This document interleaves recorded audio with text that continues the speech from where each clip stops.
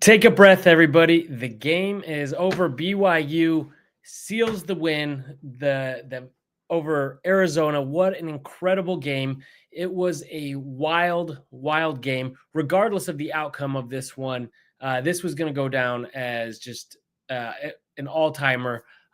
So much fun, so much scoring, a lot of bad calls all to go around. I will get into that in a minute, but yeah, so welcome to the show. We're another installment of our Saturdays Night Warrior Night Live. On Saturdays Warrior, and thank you for joining us as we react to the BYU Arizona game. It was back and forth, just entertaining as all. And at the end of the day, win or lose, BYU was going to come out, I think, ahead with this matchup. And so really nothing on the line, but the team was not playing like it. They wanted to win this and they fought for it. And what a win. Arizona fans are not going to be happy about it, but BYU fans certainly ecstatic right now as they're extending their streak to 4 wins. And looks like they've probably all but certainly, unless they completely fall apart here at the end, have punched their ticket to the NCAA tournament. So let's get into that. But before we do, if you have not already, please subscribe to the channel and like this video. We do appreciate it. We got 1-2 on here who is back joining us and already in the comments. Appreciate it for you always joining us. 1-2 says a team of 4 Saunders and 1 Keita would be unstoppable. Yeah, I love that. Yeah, dude, Saunders is just incredible. He is kind of working his way up there at Jimmer level for me. He is just everything that he does for the team and is just absolutely incredible and so fun to watch as well. We talk about this every week. Everybody talks about this. It was so fun as when he was the energy guy, he was already my favorite player on the team. And then he becomes the energy guy, hustle guy, and the top scorer, just leader on the team. And it is just incredible to watch. All right. And we got another comment here from DIY around the home. Around the home. Who's saying, "Go Cougs!" Absolutely, what a win! It was incredible, fun game all around. I have to tell you, I didn't have a lot of hope coming into this night, into the game tonight, that BYU would win it. It's tough to come off of a big win like they had against Kansas and then sustain it going away to a difficult place to play in Arizona and against a very, very good team. And by all accounts, Arizona looked, I think, really good in this game. In fact, I was surprised. I kept looking at the score and, I'd see BYU ahead at times and like how, especially in the first half, how is BYU up? Because it just seemed Houston was out hustling and things were going their way and they're putting a lot of pressure on BYU and rushing BYU at times. But for as good as that defense was and definitely putting pressure on BYU, they were able to it forced them to, I think, collapse in a little bit too much, leaving shooters open, and people were hitting shots tonight. So, but what a win. I want to get to some more of these comments. 1-2, again, there were plenty of bad calls all night on both sides. So I think there's the rest of this comment. There were plenty of bad calls on both sides all night. The Arizona crying about the last call doesn't resonate with me. Yeah, no doubt that they're going to be unhappy with that call. Absolutely. If the roles were reversed, I would be ticked. But yeah, BYU was getting those bad calls, and if nothing else, it was consistent. In fact, actually, there was a couple tweets here I wanted to pull up. Let me zoom in.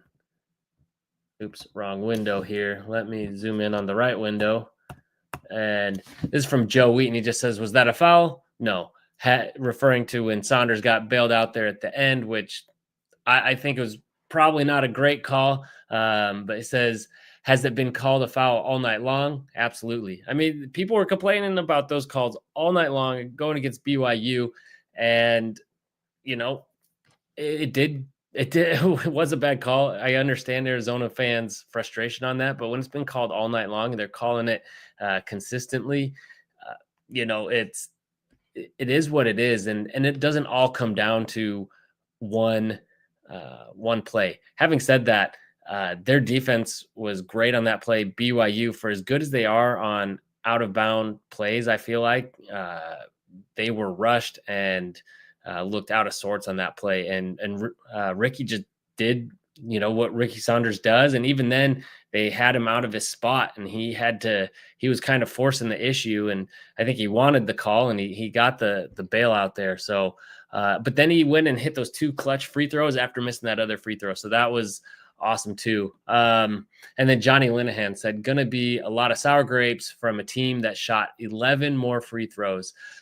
Yeah, I mean, they were getting a lot of the calls. So this is one of those games that's going to go down where neither team is really happy with how it was officiated. Of course, at the end of the day, BYU's not quite as upset with it because they won, and it won't really.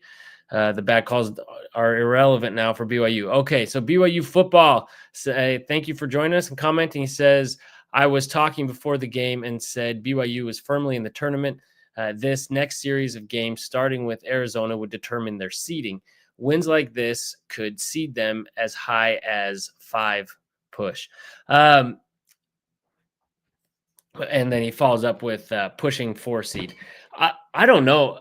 I guess I'll wait to see how this changes all the projections and all the bracketologists and everything and their net rating to go that far. But yeah, if BYU keeps playing like this, and if they finish out the season strong, I could definitely see them shooting up. I mean, if you think about it, they should be ranked top 25 team easily this next week, and that would put them top 25. That's that's got to be at least a 5 seed. So yeah, that makes sense to me. And great wins. And the nice thing about it is BYU, had they lost this game, especially a close one at Arizona, I don't know if it would have really hurt them that much. But obviously, winning is huge, and I think you're right. And barring a complete collapse, BYU, I think, is all but certainly in at this point. And yeah, we'll see just how high of a seed they can get. Obviously, there's still the rest of the season. We've seen how quickly the narrative can switch all season long. It goes from desperation to a lot of joy to a little bit more desperation, and then back to where we're at. So I don't want to count my eggs before they hatch, and that's not me being negative or a downer on BYU. I just trying to hold my horses, not get ahead of myself here. But yeah, BYU is definitely in a strong position right now, and it'll be exciting to see them finish out this season. Hopefully they can continue strong and build on this and keep stacking those days, right? And finish out strong. And then you've still got the Big 12 tournament as well. So, but yeah, that is a good point. I hadn't really thought about it. I guess I hadn't dared to think that far ahead though. With BYU beating Arizona, their seeding, because before we're thinking, hey, we're just happy to get in. Now we're talking about a pretty good seed. Although a 5 seed, that's the most I think the most common upset maybe. So maybe that's not so great. Maybe, but obviously that's a good problem to have. So 1-2 hops in again, says guaranteed 500 or above in Big 12 with 4 to play. Or you say, oh, guaranteed record. Yeah, absolutely. That's a good point, because what are we at? 10-6 now.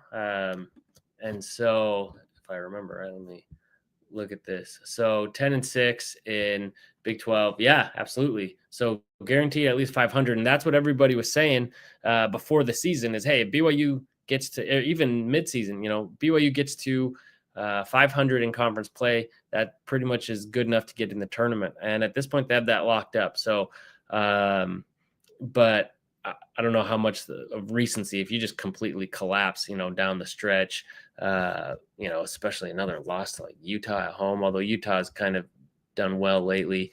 But I mean, and it's all winnable. Then again, they're all, potentially losable. At Arizona State, they've put up. Who was it that they played tough against at home? Was it Houston? I don't remember now, but they had a really good one just last, or maybe it was Texas Tech.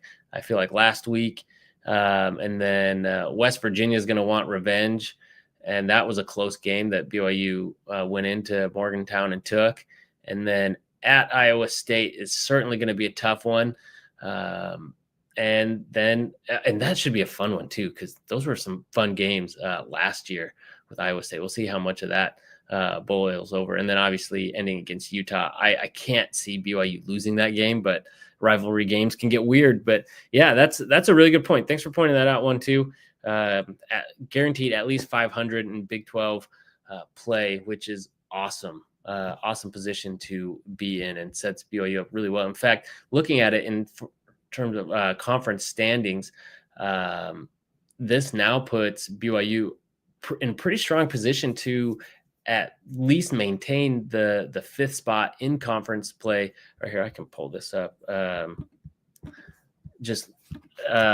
If we look at the conference standings here, because they have the tiebreaker against Kansas, and they've got a half game on them, and then Baylor, TCU has hopefully we'll have another chance to settle the score with Utah, but TCU has a tiebreaker. So a lot of these teams, BYU has beaten and is in a strong position, especially with these two right behind them.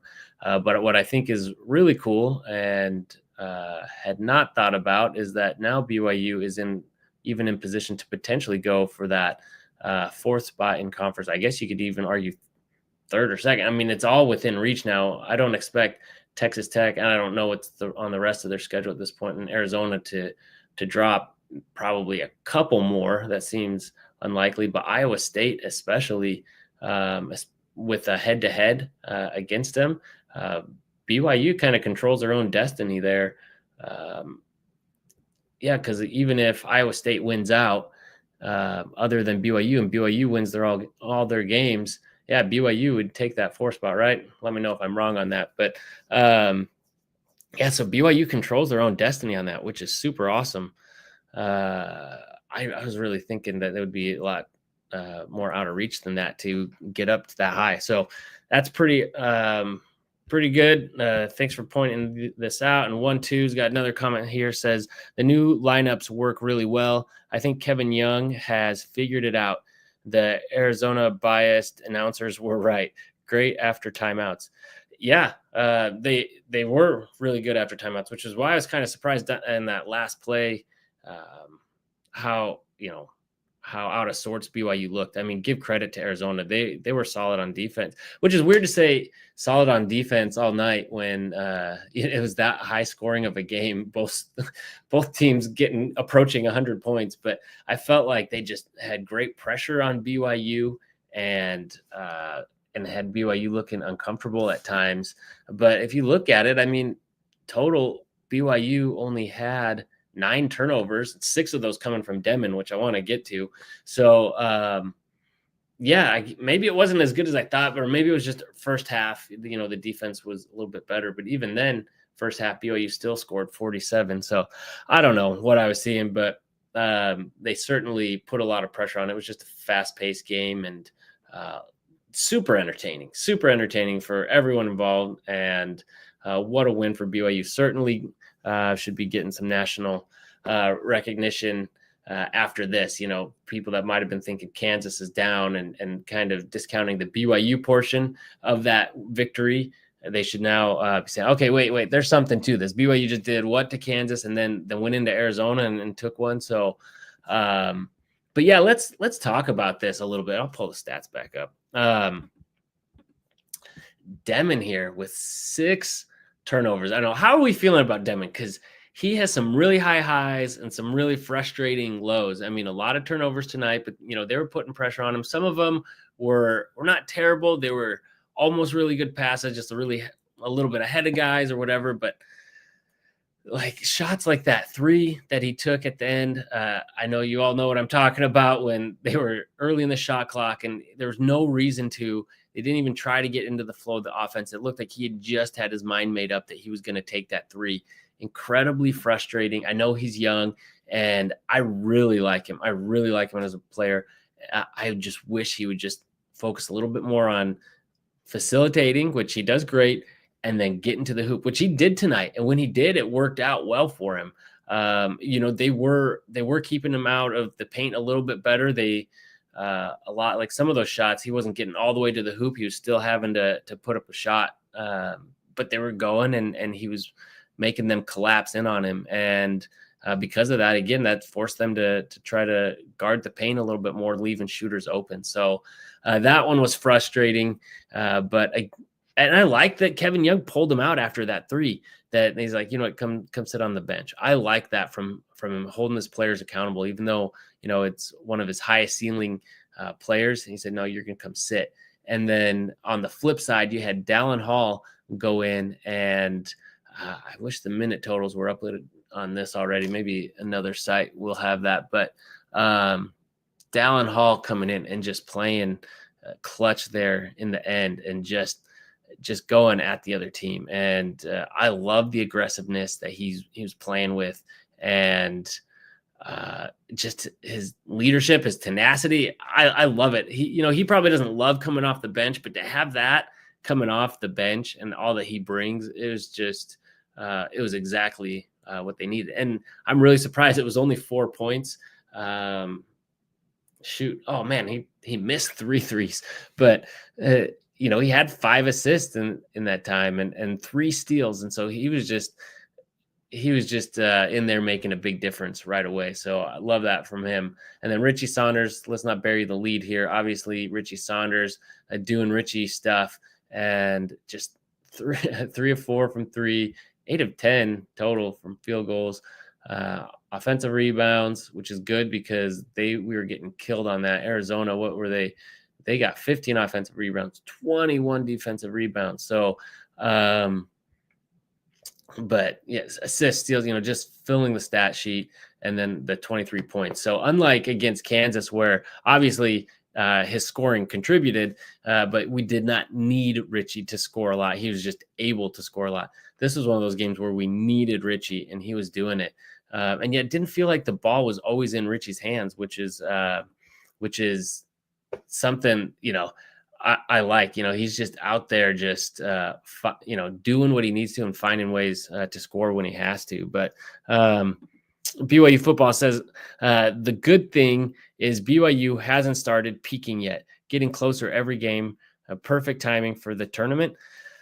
I mean, that is a good point. That they are turning it on now, and that's what we're afraid of, right? Is if they're peaking too soon, but it doesn't seem like it, because it seems like they're still putting things together, still learning a little bit. Whereas last year, BYU has had a heck of a run down the stretch. If I remember, I'd have to go back and look at it, and perhaps they did peak a little bit soon. Whereas this team, it feels like they've had their biggest moments, but yeah, it feels like they could keep building on it and keep getting better. There's room for growth, and we're seeing that still. So, yeah, super good news for BYU. If they can just finish the season strong, have a good showing in the Big 12 tournament, it is definitely, I would say, going to put them in a very strong position for the tournament. And I'm kind of curious where you think this team stacks up against last year's team at this point. I'm also curious, what do you think was a bigger win, the Kansas win or the Arizona win? I mean, I would argue Kansas. It's hard to argue that, because, they'd never lost like that, and everything that it meant. And it was a complete beatdown. But I would say this Arizona team is better than that Kansas team right now. And I don't know. I mean, obviously the Kansas one was just absurd what they did. But to go into Arizona after, coming on the heels of that Kansas game and beating Arizona, it's just huge. It's wild to me. But all right. So Demon says, 1-2 says Demon has been sloppy with passes a little too often, probably costs us 5 to 6 points a game. Easiest way to improve. Yeah, it seems like he's forcing the issue. I don't know if it's because scouts or because he knows he's in a shooting slump. Like, he should not be taking 5 threes in a game. He just needs to focus on, taking what they give him, go downhill, put pressure on him, and distribute the ball Don't try to force it. He can make fantastic passes, but he doesn't have, not every single pass has to be, on the highlight reel. So that's how I'm feeling about him. But I love Denman. I think if he can rein it in a little bit, yeah, I think you're right. It definitely gives you a little bit of an edge there, get some of those points back, and eliminate some of those turnovers. It'd be that much better. LA Shadow says BYU played better than Arizona tonight, but the gripe we have is Tony Padilla, ref, has a long history of bad calls against Arizona. That is what hurts. Hey, I think every fan base, and I know it goes back to the Pac-12 days, and I have, there's BYU fans that complain about him. I probably everyone in the Big 12 at this point has complaints about him. I haven't gone in. I haven't seen any of like the statistics on that, on when he refs and those things. But no, Arizona fans should be upset. Like if the roles were reversed, I would be upset. Arizona needed this win, I think, more than BYU did. I think BYU would have benefited from a 1-point loss.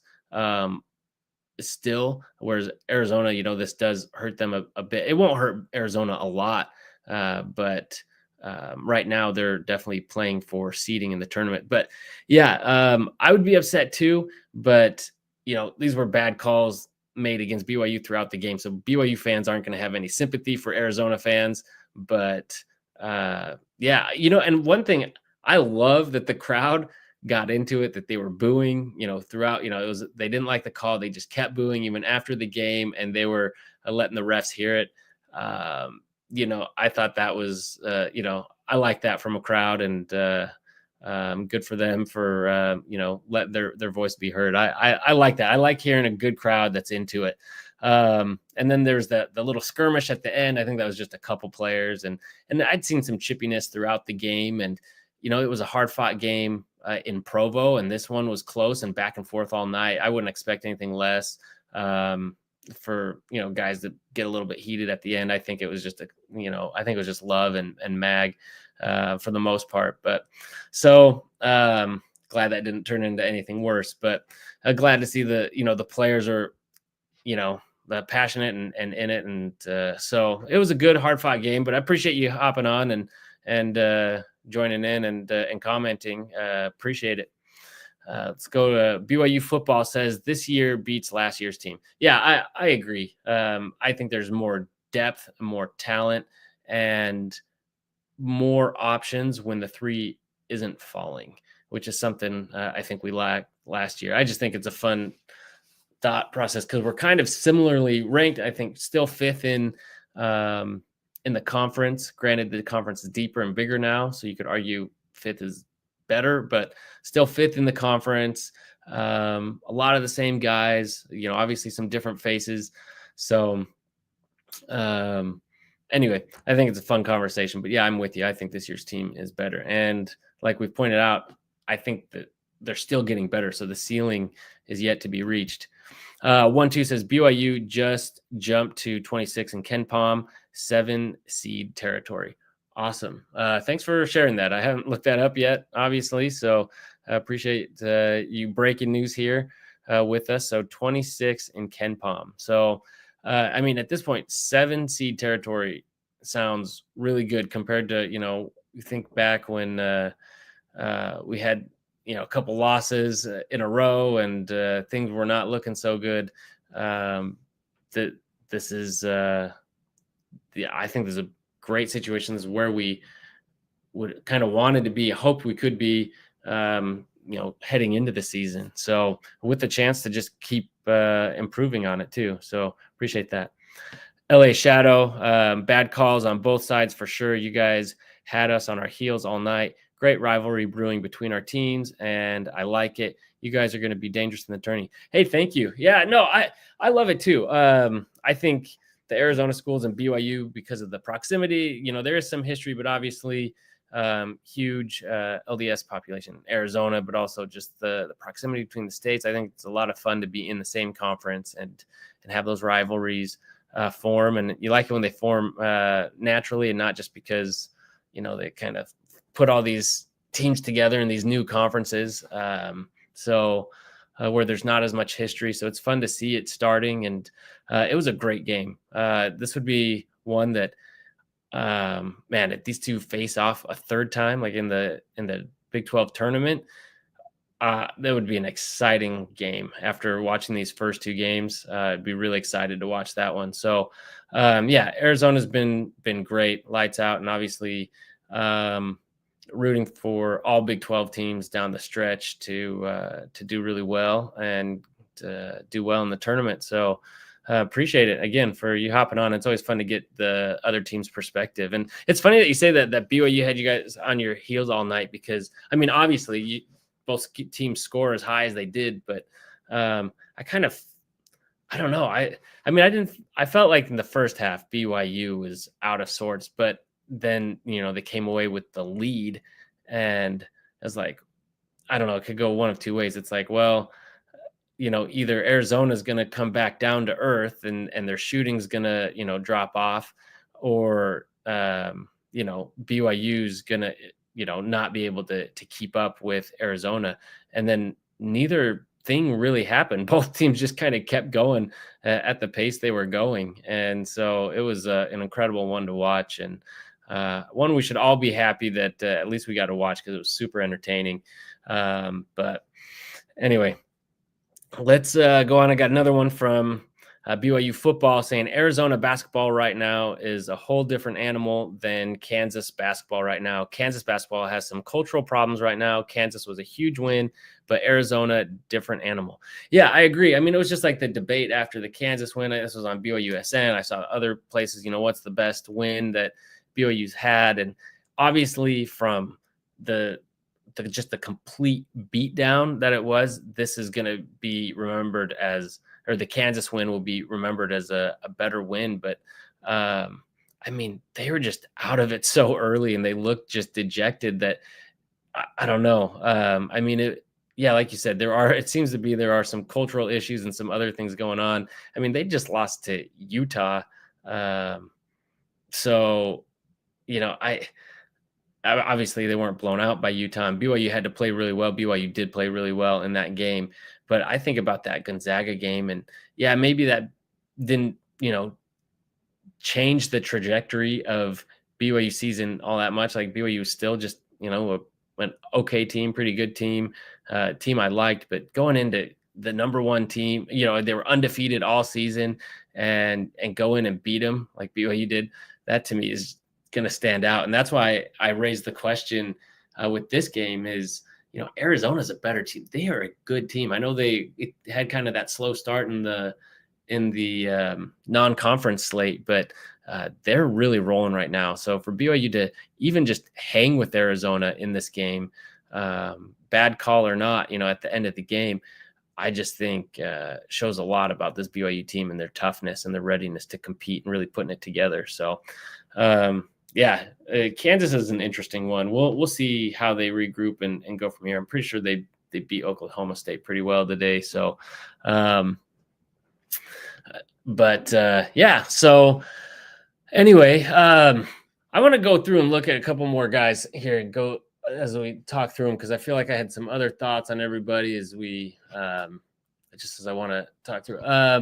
So Moet Mag, he's another one. We talked about this the last game with Kansas. It's just, we know the toughness that he brings on defense. And it's funny because there was a point, I had Adam on earlier in the season, and there'd been some moments in some games that had us kind of questioning Mag. He made some questionable, he wasn't as locked down. Some of the guys he was defending seemed to be getting the better of him, and he seemed a little bit of a liability on offense, but he's just really putting it together.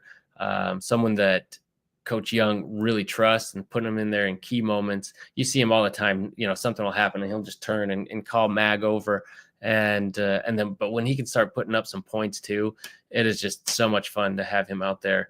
Keita, it goes without saying, like, he's just a beast. And it goes back to who was it that said that? Was it 1-2 here at the beginning of the episode here? A team of 4 Saunders and 1 Keita would be unstoppable. And, I think you're probably right. He is just so dominant. I mean, his only downside is he's not as tall as some of these other guys. That length still gives BYU some issues. What's his bucket? Vassar. I don't know how he kept, obviously the switches, but he kept getting behind our defense, and they'd switch and get someone much smaller like Dallin Hall on him, who had no business guarding him. But anyway, Keita is just an animal out there. I love having him. Like talked about Demon. Trevin Nell, a little bit quieter tonight. Man, he gets called for a lot of ticky-tack fouls. I don't know what he's doing out there. It seems like bumping and nudging. I don't know if that's the way he plays. I don't know if he's doing it intentionally. He tries to look innocent most of the time, and but he gets called for at least one of those every game. But a relatively quiet night, but still doing his thing out there. Catchings, that's who I wanted to get to. Man, he's another one who, I mean, again, he's a young player with NBA potential. And so, but he's very young, but just like Demon. But man, when he's on, like just the spot up threes. When he tries to do too much, it's not like, usually he can, I feel like if he tries to do too much, it doesn't work out as well. But when he is able to get those spot up threes and they were giving him space, man, he was making them pay. The thing, there was that turnover though, where Demon had, and he tried to do the pick, but it was a weak attempt at a pick, and they tried to reset and do the pick again. And it was just pathetic. No effort there at all. And lousy attempt to really get in there and do the dirty work. And I wonder if it's things like that Coach Young is seeing that's getting him benched a little bit more. But I was actually surprised we saw him again after that, based on how it went with Kansas. Is he sat? I don't even know what he did wrong. I didn't notice anything in particular. He had one, I thought, pretty good effort rebound, and then ended up sitting. Whereas this game, that was pretty bad, but they let him out there, and he was just on fire with the threes, which I guess they realized they needed his shooting. Boskovic, pretty quiet tonight. Foose, there wasn't a lot down low with Vassar, as I was mentioning, and they were playing off and packing the paint a little bit, but obviously Foose still doing Foose things, where he can, and putting pressure on him. But getting beat on the boards though was a huge problem. And that's the thing with Keita and Foose, is when you're undersized a little bit at that position, even with Foose's frame and his skill, and then Keita's just athleticism and beastliness, it hurts. And that's when I'm surprised Boskovic, who is more of kind of a power forward, still couldn't go in and help a little bit on the boards. But Trey Stewart, love every minute he gives the team and his effort out there. And I love that he's getting like his not stereotypical, what's the word I'm looking for, but his benchmark, as his standard three for each game. But like to see him get a little bit more. He got a couple more shots off tonight, couldn't quite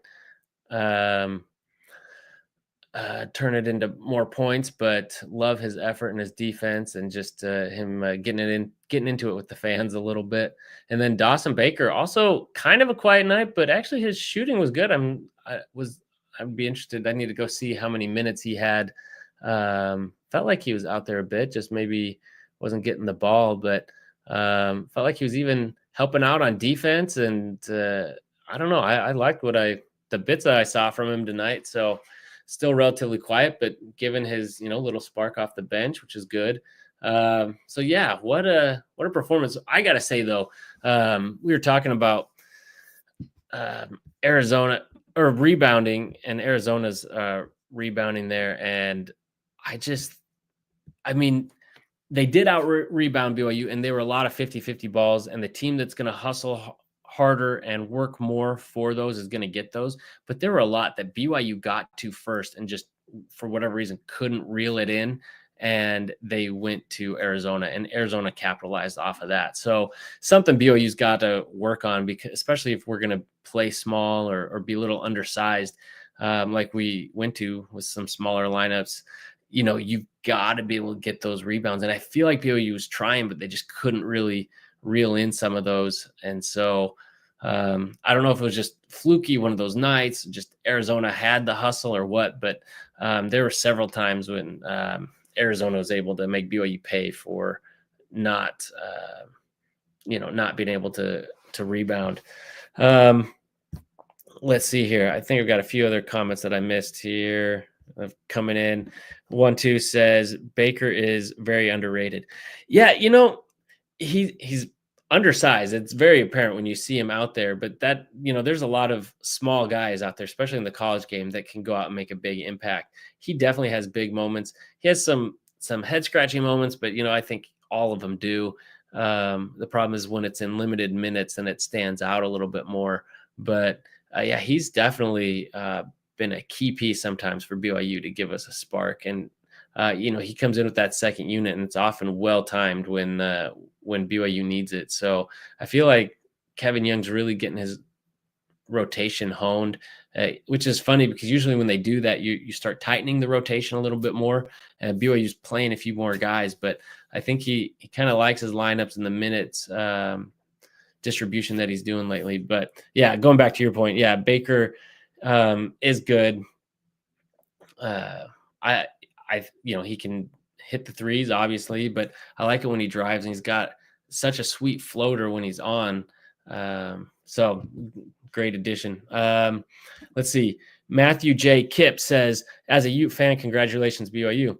Thank you, Matthew. Appreciate you hopping on, especially as a Ute fan. So, BYU and Utah both had really good weeks this week, and I'm sure neither Kansas team is excited to be back in Utah anytime soon. In fact, I talked about this in my last show after the Kansas game, is just how many teams have. I feel like I've heard 4, and I know, but that have come and done the one road trip playing both BYU and Utah and lost both those games. But it was both Kansas schools, Cincy, and I think there might have been someone else doing both of those games back to back and coming away with 2 losses. So I'm guessing a lot of Big 12 schools are not excited to make that road trip right now. So anyway, appreciate you coming on and complimenting and congratulating, I should say, the rival. So thanks for joining us. BYU football says Catchings isn't playing physical enough for the NBA. He needs one more year. Yeah, he does. I mean, he has the long arms, and he'll make some great steals sometimes, but then he'll also get blown by on defense at other times. So it's in some aspects of his defense, he has the capability to defend, and some of it is, I don't know if it's just effort or ability in the defensive end yet or what, but it still seems to be putting it together. On offense, there's oftentimes he's getting to the right spot or has the right idea and just isn't quite able to complete the play outside of a lot of the catch up, the spot up, catch and shoot threes. And so, yeah, he's still working on it. My question is, do you think if Catchings were to forego the NBA, says, you know what, they have me at best a late first round, I think I can do better than that with another year of college, which in these days of NIL, is very real possibility. I mean, look at Caleb Love. Who would have thought he'd come back? I thought for sure he was going to the NBA last year, only to put off for one more year on an even deeper draft seemed weird to me. So yeah, he very well could. Do you think with, seeing his minutes all over the place, do you see him coming back to BYU if he were to forego going to the NBA? And that is a question. I mean, he could easily hit the portal and go elsewhere if he says, you know what, I'm not getting played enough. Or is he saying, hey, you know what, Coach Young is pushing me to be my best? I don't know. Or how would I fit on that team next to AJ DeBonsa, or maybe playing with AJ is enough to say, hey, I want to play with this guy. But you have to imagine, your touches might be a little bit more limited. So I don't know. There's a lot that would go into that. So it'd be interesting to see. But when Catchings is playing well, it is so fun to watch. Then just other times, you just want to see him put it together, just hustle a little bit more. So yeah, I'm with you on that. A little bit frustrating. Ashton Ellsworth says, "Can we agree that both fouls were bad calls?" Uh, yeah, I don't know what the other foul you're called, but there were several bad calls, I think, on BYU. So there were bad calls all around. I don't like when at the end of the game, officiating, people say officiating should be different. I I don't know. The game is the game. Like, call it consistently throughout the game. That was at least a consistent call. Still was a bad call, but one play obviously doesn't make or break a game, and one bad call shouldn't either. But uh, I don't know. I don't know what to tell you. Yeah, I definitely agree that it was a bad call, but they were making bad calls on BYU, and that's how the game works. And at the end of the day, BYU got the win. So um, Ashton Ellsworth said Trey is putting in work. Yeah, I love it. He's been a fan favorite, I think, for a while. I don't know how many of you follow all of BYU's social media stuff, but the things that he was doing last year, we were going to different with some of the different Big 12 schools and stuff. And he's just really likable guy, fun out there. You see him putting in the effort. It seems like he's always, the first to be cheering on all his teammates. And when he's out there, he's hustling. And just a lot of fun to watch, and good to see him after, being with BYU all this time, to still see him, getting his chance to go out there and have impact on the game. And Ashton also says, put the Sanders statue next to Farron. I'm guessing to Farron's. Yeah, I'm guessing you mean Richie Saunders.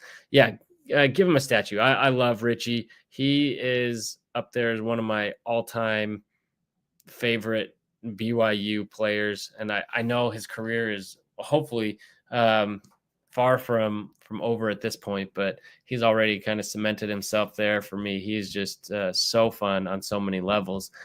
And Ashton again says, I'm worried that Cannon is good on offense, but not on defense. He hits huge shots and does great, but he needs to bulk up a bit and learn defense, and he will be huge for us next year. Yeah, definitely bulk up. And yeah, but he has the tools on defense. That's what I'm saying. So he'll make the occasional steal. I think he had one tonight, or he poked the ball out. Let's see. So he had 2 steals tonight. So, I mean, he can do that. But yeah, as far as guarding a man straight up, I don't know if he does, but he has the length to cause people problems. But defense is an effort thing, and I don't always see him making that. Maybe he's just not as confident on that end, or maybe he just hasn't had to play as much, defense throughout his young career. I don't know, but you're right. Let's see him bulk up. Speaking of bulking up, what's funny is you see the guys who are a little bit newer to the program versus a lot of the guys that have been in the program a while. I don't know if it's just coincidence or BYU's conditioning staff or what, but like even Trevin Nell, who's, a 3-point guy, you wouldn't think of him to be big. Like, he's pretty big. Like, you look at his shoulders, you look at a lot of the guys on the team, Dallin Hall, even Richie, and then you get Yegor and Catchings, who are younger, who've still filling out, and Boscovich, I don't know, some of these other guys. So I just think it's funny, these guys have, and then Kada, I mean, he's just a freak, obviously new to the program. So I guess maybe it's more just the other guys are young and haven't had a chance to put on the weight yet. But yeah, you're right. He definitely has that potential, but it might take some time. Ashton says, we don't win tonight without cannon shots. Yeah, absolutely. And so credit to Kevin Young, because they've sat him other nights, I feel like, for I think lesser offenses, and yet they put him in, and they kept putting him in to get, hit those shots, and they trusted him. It looked like they were running plays. They were looking for him. And I'm going to look here on my phone, see if I have the minutes. I'm kind of curious. Says catching, so 15 minutes, so not a ton. But that's pretty good. 14 points in 15 minutes. So yeah, he was huge, and he's pretty clutch at the free throw line too, which is something we've struggled with. So I almost expected him to be in there late in the game when BYU is expecting to get fouled, just to have a more reliable free throw shooter. But I don't know if they trust him in late in games like that at this point. Matthew J. Kipp, our resident Utah fan here joining us, says, what do you think about that little scuffle at the end of the game. I talked about this a little bit earlier. You know, I just like the energy. It looked like it was just two guys. I don't think it was much more. Once you watch it back, it was mostly guys in the middle. I mean, I think there's a lot of guys that were talking, but it was mostly Caleb Love and Mawit Mag that were getting into it. And I think I saw some of that heat, throughout the game. It was getting a little bit chippy between players. And what was that guy that came in for Arizona that was hitting all those threes? What's his name? Del Orso. I mean, you even saw him and was it? I think it was Nell getting into it, kind of talking a little bit, tussling a little bit. And, I like to see all that energy. I don't know. I mean, they didn't need to. I don't want to see fight at the end. I mean, it's always entertaining but you want to see your players keep their cool. But I think it was a well-fought game. It was back and forth. It was heated. It was getting a little bit chippy. There's just a lot of emotion at the end of the game. They were able to get them separated. Cooler's head prevailed. So I wouldn't read too much into it. I like to see the passion from the players at that point. So I don't think it was too bad. Ashton, sorry. Are you? Oh, I think you're just pointing up to Matthew's comment. So responding to that. And then BYU football, he's definitely NBA talent, talking about catchings. I assume, I guess I'm saying he's not mature enough, if that makes sense. Yes. Yeah, he definitely, there was that stretch there. This was, I think, right before, when he started seeing his minutes get decreased. Like, it seemed like he was getting technical fouls in every game. He's kind of getting into some scuffles with guys and maybe talking a lot. And I think it was good for him to see his minutes reduced, and he worked his way back. And then he had that perfect game, and then kind of started seeing minutes reduced again. But so it's good to see him out there tonight and having impact. But yeah, he does seem a bit immature, and just really young. And some of that's his baby face, but no, I think it's more than that. I think you're right. He does just kind of seem young out there. Maybe doesn't have the poise yet. And I don't know. Everyone is so sure that he'd be a first round draft pick. I'm not an NBA scout, and I know that they're drafting on potential. I mean, it's the league that used to bring guys out of high school all the time. So I know they're seeing things that they like from him and that potential, what they could get from him. But yeah, I have to think that at this point, based on how the season has gone and the minutes he's gotten, that his chances of getting drafted higher, would increase significantly if he stayed another year and was able to improve a bit and prove that he could be on the court and be a more impactful player. But we'll see. And BYU football says LJ, same thing as a true freshman. He looks like he's matured into his physical development. Makes sense. Or you mean LJ Martin? Because yes, he has matured into his physical development, and LJ Martin is a beast. So unless I'm trying to look at everyone's initial here, make sure that's I believe that's who you're talking about. So yeah. Yeah, it makes sense. He said he looks like he's matured into his physical development.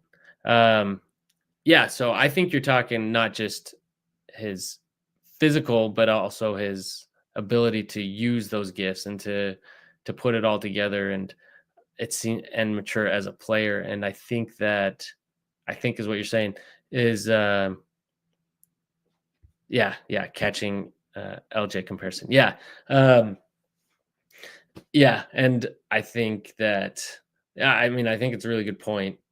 And I think he's got room to grow. And obviously, I think once he starts putting it together, he will be a very, very good player. Just a little bit of time. So the question is, does he bank on what's he hearing, from scouts? Are they saying, you know what, it's okay, we've seen enough. We think as an NBA team, we can develop you? Or is he thinking, hey, if I go to college, instead of being like a, kind of a fringe NBA player, I can prove it. And with one more year, still make some good NIL money and then go to NBA a little bit more proven. So I guess that's the question. But yeah, LJ is a stud. So T-Mac Gaming says 4 seed would be huge and is looking more in reach for Big 12 tournament. Yeah. Thank you for chiming in. We did talk about that a little bit. I'm not sure if you were here for that part, but yeah, which is crazy. I didn't really realize that till we started recording here. But now, um, with Iowa State just a game ahead of BYU, and with the head-to-head matchup between the two still ahead of them, I mean, BYU could grab that 4 seed in the Big 12 tournament, which is huge because it's the first four or the top 4 seeds get the 2 round bye, right? Yeah, that would be huge. Obviously, they got to go into Ames and beat Iowa State, which will not be easy. But with the way BYU's playing right now, I wouldn't count them out either. So, yeah, super awesome for them. And TMAC Gaming says straight to quarterfinals. Yeah. Answer my question right there for me. So, yeah, which would be awesome because it obviously puts BYU in a much better chance to make a deeper run in the Big 12 tournament, and then they could, if they win the tournament, not only move up in the rankings and in the in Ken Palm and all that, more chances, more wins, more quality wins, but lock up. I mean, they'd already have at that point locked up a tournament spot, but win that and win the tournament would be huge. Even though more and more teams, we saw what happened last year, teams starting to rest or whatever during the tournament, not taking it as seriously, which I think is too bad because I think the conference tournaments are a lot of fun. Oh, sorry. BYU football. I think I grabbed this comment already. Catching LJ comparison. So, anyway, yeah. What a game. Be curious to get any more thoughts on what you think was the secret sauce to BYU's win tonight with Arizona. Again, both teams scoring a lot. I do think BYU needs a little bit of help defensively. Obviously, they looked really good defensively against Kansas, but I think a lot of that I think it was a good scheme because they were saying, hey, we're going to dare Kansas to shoot. And Kansas was not able to make BYU pay. But there were other times where it did look like they were getting the wide open shots that BYU got, were kind of out of position. And maybe those were shots they were willing to live with and it worked. But so they're really good. I mean, they did play well against Kansas, obviously, but Kansas not being able to convert on shots definitely benefited to that. And then tonight, we see the other extreme where they won despite, their defense and allowing Arizona scored 95 points. I mean, who would have thought that playing Arizona at Arizona and allowing them to score 95 points that BYU would come away with the win? It is just insane. So, fortunately, we've guys that can score a lot of shooting around, but yeah, you want to see some better defense, obviously better rebounding all around. But again, both of those things are a little bit tough because we are a little undersized at those big positions. But with a lot of athleticism and a lot of shooting around, I think BYU is able to still make teams pay, and they're still figuring out how to do it more and more effectively. It seems like each game.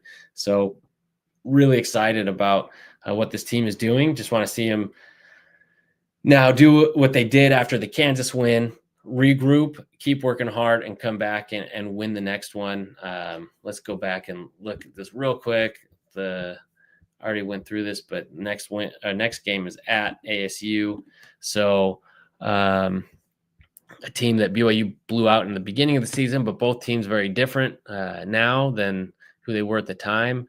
But I still think that's one BYU should win. But if they, don't keep, working, if they get ahead of themselves or start buying into their own hype or something, or, don't stay focused, it's one you could lose easily. So still got some good matchups ahead of us. So anyway, let's see here. I had one more comment here from Team at Gaming I want to get to. Let's see. I think the key for these huge offensive games is how much better we're at getting into the paint, leading to layups, lobs for dunks, and kick out threes. Yeah, and I think that is the key for this team, and that's what I want to see Demon doing, not jacking up threes that he has no business taking, but playing within the offense and taking it to the hoop. And because he oftentimes when he wants to, puts his head down, he can get there. And when he can't, he has the ability to find the open guy and that we're making the extra passes. And when it comes to the dunks and the lobs, some of that I think we know Keita had the ability to do that all season. I don't know if I feel like we're getting more and more of those each game. And it seems like more people are dishing those up.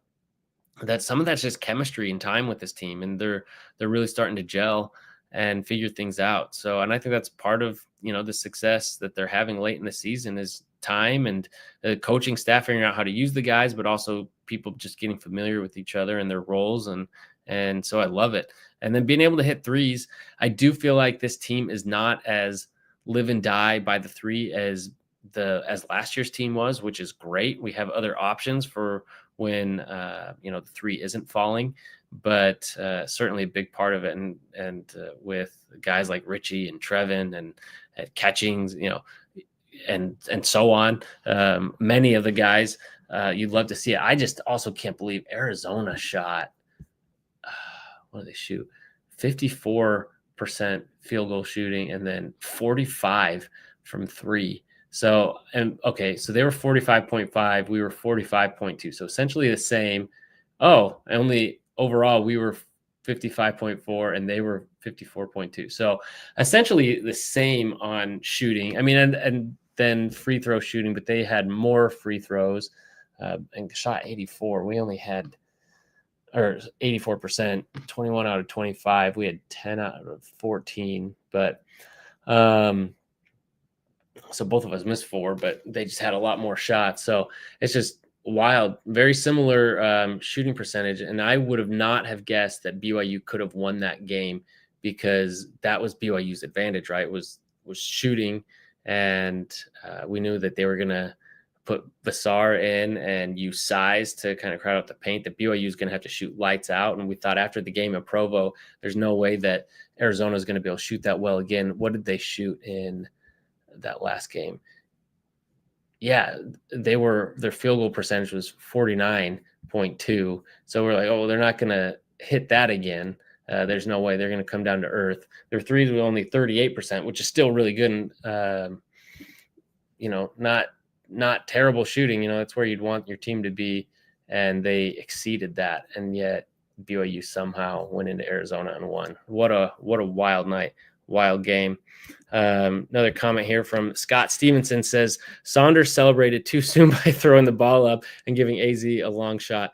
Yeah, that's always the worst when you see people launch it too soon. I mean, I think he was also doing it didn't want to get fouled, didn't want to extend the game, wanted to get the ball up in the air. He just needed to throw it, I think, a little bit higher, or, maybe take a couple more steps real quick beforehand. But yeah, I thought that too. As soon as he threw that, I was like, trying to find the clock, how much time is left, but it worked out. But you saw the Arizona players see that too and thought, oh shoot, there's still a chance. But fortunately, there wasn't, and they closed it out. So, but yeah, that's funny. You point that out. BYU football says Arizona State is almost rock bottom culturally.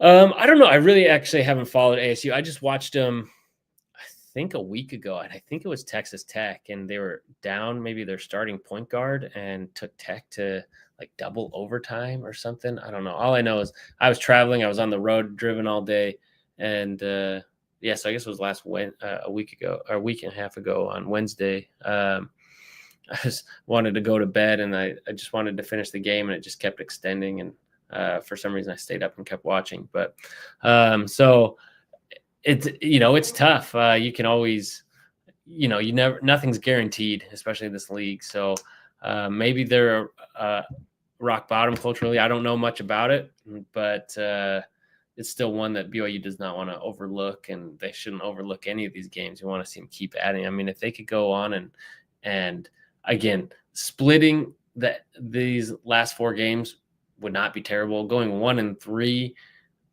not a good look, or obviously losing all of them would be terrible. But so I just say, if they can keep focused, and it seems like right now Kevin Young's got them really focused. So let's keep them focused and keep that fire going. And I'd love to see it. So anyway, appreciate everyone for being on and joining me. I know it was a fun game, and we're all hyped up. Hopefully everyone is now ready for bed.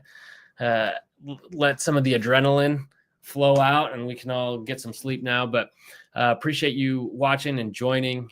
Love having these conversations after the games. I'm always hyped and love to talk about it, and love getting you guys and your comments and joining in. So appreciate it. I have been a little bit inconsistent, but I'm trying to do this more and more consistently as the season's winding down, and I'm losing, not as many opportunities to do these. So I do try to do these regularly, at least on Saturdays. So if you haven't subscribed to the channel so you can catch these live reaction shows as well as other content and videos that we do, like this video, really appreciate it. But most importantly, go Cougs.